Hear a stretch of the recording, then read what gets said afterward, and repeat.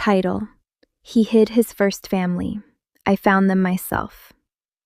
Story: I thought my husband was the definition of stability, until a broken laptop revealed he was living a secret life with a completely different family.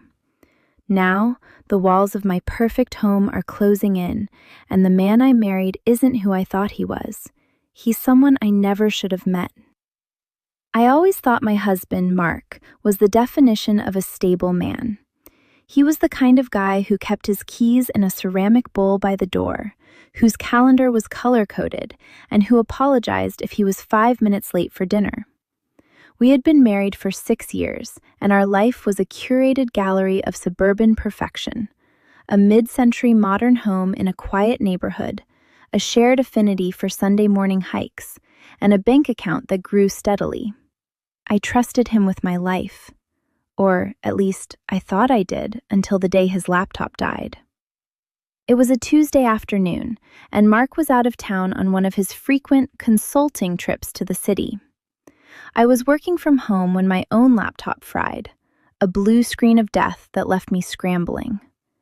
I knew Mark had a spare MacBook tucked away in the mahogany desk in his home office, a relic from his old job that he rarely touched.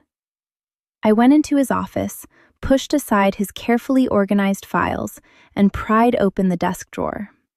The laptop was exactly where he said it would be, but it was sitting on top of something that didn't belong. It was a thick, leather-bound planner, the kind that smelled of expensive, untreated hide. Mark was digital. He lived on his phone and his cloud storage. Seeing a physical journal felt like finding a foreign object in an operating room. Curiosity, that cold, sharp needle, pricked at my conscience.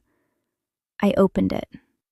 The first few pages were mundane: grocery lists, flight codes, gym notes, but as I flipped further, the entries changed. The handwriting shifted, becoming more rushed, more frantic. There were names I didn't recognize. Sarah's recital, one entry read. Check up on the boys' tuition. I froze. We didn't have children. We had a rescue greyhound named Barnaby and a very expensive espresso machine. My heart hammered against my ribs like a trapped bird. I scrolled through the dates. The entries were dated during times Mark claimed to be at industry conferences. I felt a wave of nausea, but I kept digging. Folded into the back of the journal was a loose photograph. It was a candid shot of a woman with warm eyes, standing in a kitchen I didn't recognize, holding the hands of 2 young boys. They looked like miniature versions of Mark, the same stubborn chin, the same unruly cowlick. On the back, in Mark's unmistakable, precise script, was a date from 3 months ago and the words, "Everything for them." My hands were shaking so violently that I almost dropped the book. I went to the laptop, not to use it, but to see if I could find a trace of this other life. I didn't need to hack it. His password was our anniversary. The desktop screen bloomed to life, and there, in a folder labeled Taxes, I found the documents. Birth certificates, property deeds, a marriage license dated 8 years before he met me. Suddenly, the front door clicked open. Footsteps echoed in the hallway, slow, rhythmic, and familiar. My blood turned to ice as I realized he was home 3 hours early. I had just enough time to shove the journal back into the drawer and slam the laptop shut before his shadow stretched across the office door. He stood there, his tie loosened, a wide smile on his face that didn't quite reach his cold, calculating eyes. "Honey?" he called out, his voice smooth as silk. "I'm home. Why are you sitting in the dark?" I stood up, my knees trembling, trying to hide the folder of digital documents still pulsing on the screen behind me. He took a step into the room, his gaze flicking toward the desk drawer, then to my face, his smile sharpening into something much more dangerous. "I think we need to talk about your schedule, Mark," I said, my voice barely a whisper. "Specifically, the parts of it you haven't told me about." He didn't blink. He just walked toward me, closing the distance with a predatory grace, and locked the office door behind him with a loud, final click.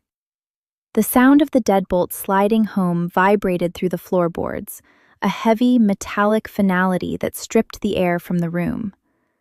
Mark didn't move toward me in anger. He moved with the clinical precision of a surgeon approaching a patient he'd already decided to operate on.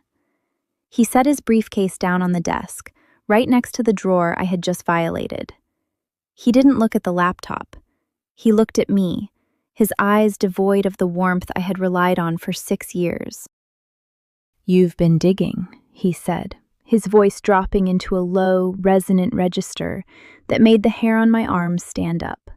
"I always wondered if you were the type, Maya. I hoped you were just content." "Content?" I repeated, my voice cracking. "You have a whole other family, Mark. There are children. There are legal documents proving you've been married for over a decade. Who are you?" He sighed, a long, weary sound, as if I were a student who had failed a very basic quiz. He reached into his briefcase and pulled out a small, velvet-lined box. He didn't open it. He just rolled it between his fingers, the movement rhythmic and hypnotic. "I am a man who provides," he said calmly. "I am a man who builds foundations. You live in a beautiful house, you drive a beautiful car, and you never had to worry about a single bill. You enjoyed the fruits of that labor. Why does it matter where the tree is rooted?" "It matters because you're a liar," I shouted, backing away until my spine hit the bookshelf. I reached behind me, my fingers brushing against a heavy crystal bookend. "I'm not a part of your foundation, Mark. I'm a prop, a tax deduction." "You're an investment," he corrected, taking another step. "And like any investment, when the risk becomes too high, it has to be managed." The temperature in the room seemed to plummet. I realized then that I didn't know this man at all. The Mark who apologized for being late for dinner, the Mark who liked his tea at exactly 180 degrees. That man was a carefully constructed mask. The man in front of me was a hollow shell, cold and utterly devoid of empathy. He wasn't afraid of being caught. He was annoyed by the inconvenience of my discovery. "What does that mean?" I whispered, my hand closing around the bookend. "What do you mean, managed?" He stopped moving and looked at the laptop, then back to me. "I spent a long time ensuring that my lives stayed parallel. They never intersect. They never collide. But you, Maya, you've crossed the line. You've looked into the mechanics of the clock, and now you're trying to jam the gears." He reached for his phone, his thumb hovering over the screen. "I have a flight tonight, a real one. I need to handle a situation in Chicago, and I can't have you playing detective while I'm gone. It's too messy." "I'm calling the police," I threatened, though my heart was stuttering with terror. I scrambled for my own phone on the desk, but he was faster. In a blur of motion, he lunged, not to hurt me, but to cut off my escape. He grabbed my wrist, his grip like iron bands, and wrenched the phone from my hand. He didn't throw it.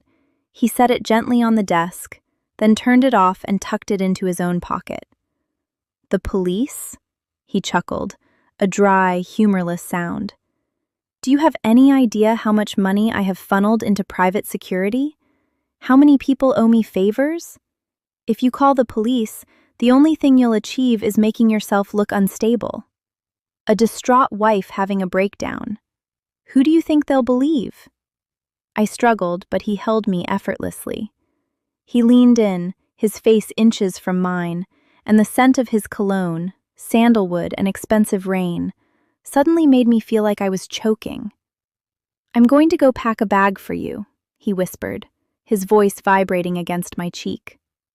"We're going to take a little trip, somewhere quiet, somewhere we can talk about your future without any interruptions." My breath hitched as he leaned back and looked toward the hallway. Through the open door, I heard the distinctive chime of the doorbell. Someone was at the front door. Mark's eyes flickered with a sudden, sharp intensity.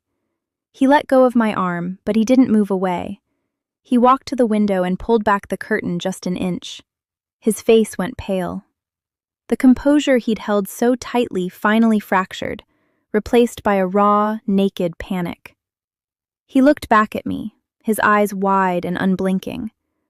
"Don't make a sound," he hissed, his voice trembling. "If you make a sound, I can't protect you." He hurried out of the room, leaving the office door slightly ajar. I stood there, paralyzed, listening to the heavy thud of his boots against the hardwood as he marched to the front door. I crept toward the hallway, straining to hear over the thumping of my own heart. The door opened. "Mark?" A soft, feminine voice drifted into the house. It was a voice I recognized instantly from the photograph, the woman from the kitchen. "I'm sorry to show up like this, but the boys wouldn't stop asking about their father. And we found something in the mail. Something about this address." Mark was silent for a heartbeat, and then I heard a sound that chilled me to the marrow. The distinct, metallic click of a handgun being cocked. The air in the house turned to liquid lead. I stood frozen in the threshold of the office, my lungs burning as I fought the urge to scream. That sound, the mechanical slide of a firing pin, was unmistakable. Mark wasn't a businessman.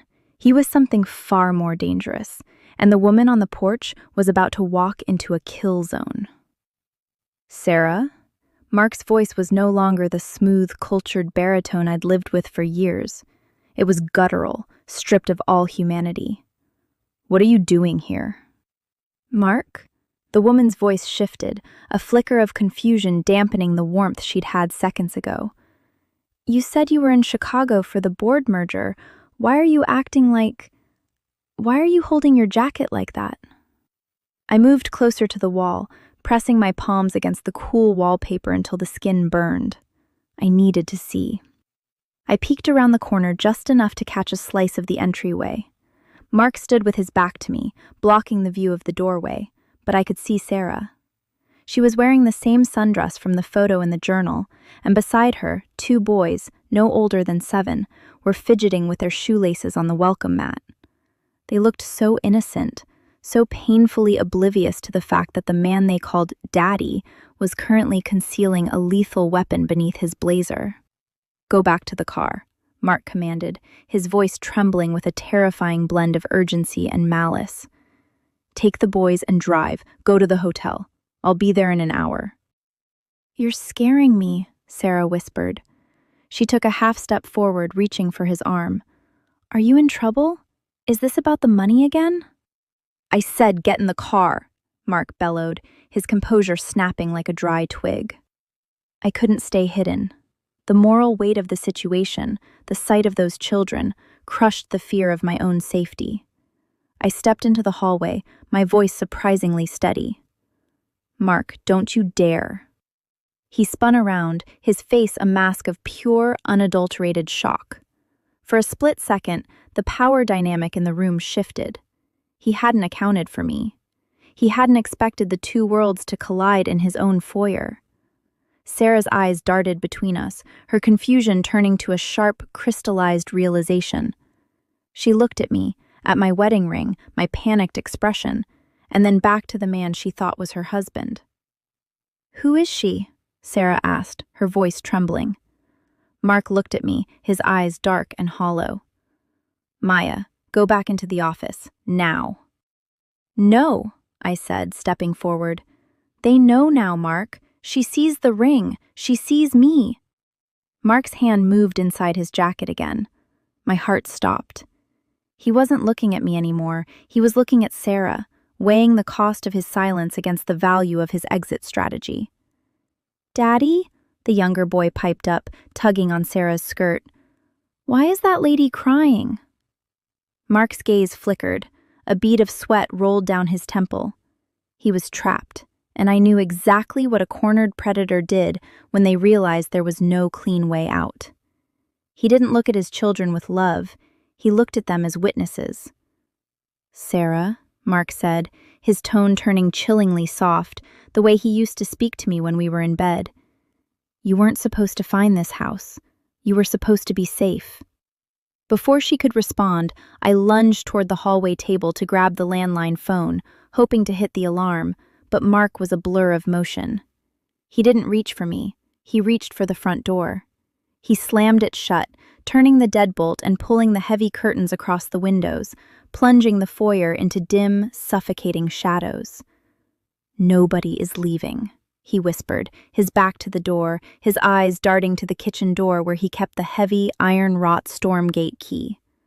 Suddenly, a massive, thunderous pounding echoed against the front door, not from a person, but from something heavy. A vehicle had swerved into the driveway, its tires screeching on the gravel. Then came a voice from outside, booming through the wood. "FBI, open the door! We have a warrant!" Mark froze, his face draining of all color. He looked at me, then at the terrified woman and her boys, and finally at the hallway closet. He knew the jig was up, but he wasn't going to jail. As the door began to shudder under the weight of a battering ram, he pulled the gun from his jacket, but he didn't point it at the door. He pointed it directly at my head, his finger tightening on the trigger. "If I go down," he hissed, "you're the one taking the fall." The wood of the front door groaned, a long, agonizing shriek of splintering oak that vibrated through the soles of my feet. The FBI had arrived, but they were seconds too late. Mark's eyes were no longer human. They were glass, cold and refracted. He wasn't looking at me as his wife, or even as an obstacle. He was looking at me as a shield, a living, breathing hostage to buy him the 10 seconds he needed to reach the back exit of the kitchen. "Drop it!" Sarah screamed, her voice cracking as she shielded the boys. "Mark, look at them, please!" Mark didn't blink. He dragged me backward toward the kitchen, his arm an iron vice around my throat.